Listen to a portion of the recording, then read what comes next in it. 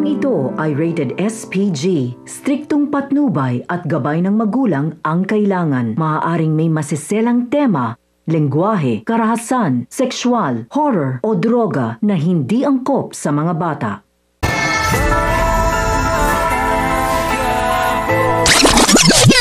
Habang tumatagal ay papalapit na ng papalapit si Ramon sa katotohanan at kung ano ba talaga ang tunay na dahilan at sino ang pumatay kay Greg sa Quiapo. Matapos ngang malaman ni Olga na hindi nagtagumpay si Greg sa utos niyang patayin ang anak na kanyang Tito Ramon at imbis na si Tanggol ang tapusin nito ay nagkabaliktad pa dahil si Greg ang siyang tinapos ni Tanggol. Kaya namang kinabukasan habang pinagmamasdan ni Olga ang mga labi ng kanyang anak na si Greg ay sinabi niya sa kanyang sarili na sisiguraduhin niyang magbabayad si Ramon at ang kanyang anak pati na rin ang kanyang papa. Dahil si Ramon nga daw umano ang punot dulo at may kasalanan ng lahat ng ito kung bakit napatay si Greg. Sa kabilang banda, nakabalik na nga si Tanggol sa kapay at ginamot na ang kasamahan nilang sugatan at tinanong naman ni Ma'am Berting kung nasaan ang mga droga kung kaya't dito sinabi ni Tanggol na naiwan niya ito sa kanilang bahay dahil sa sobrang bilis ng pangyayari at kagustuhan niya nga ring makapaghiganti at maabutan ng mga sindikatong nagbanta sa buhay ng kanyang pamilya. Kaya man dito sinabi ni Ma'am Berting na hindi dapat ito iniwan ni Tanggol dahil hindi nila nasisiguro kung mapupunta sa mabuting kamay ang mga ito.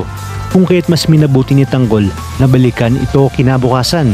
Samantala, dahil sa sobrang galit ni Olga ay inutusan niya na ang buong pwersa ng kanyang mga tauhan na bumalik sa Quiapo upang ipagiganti ang kamatayan ni Greg nang hindi nga nalalaman ni Ramon. At matapos ngang hingin ni Ramon ang tulong ni General tungkol sa pagkakapatay ni Greg sa Quiapo, ay dito nalaman niya na pinagraratampalan nila Greg ang bahay ni Rigor de Magiba. Kung kaya't dito napagtanto niya na tinarantado siya ni Olga at nagsinungaling ang mga tauhan nito nang tanungin niya kung anong ginawa nila sa Quiapo.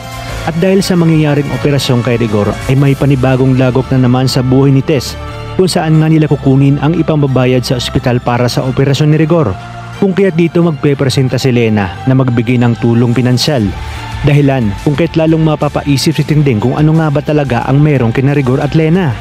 Kaya naman mga kapamilya, kapit lang dahil marami pa tayong dapat abangan.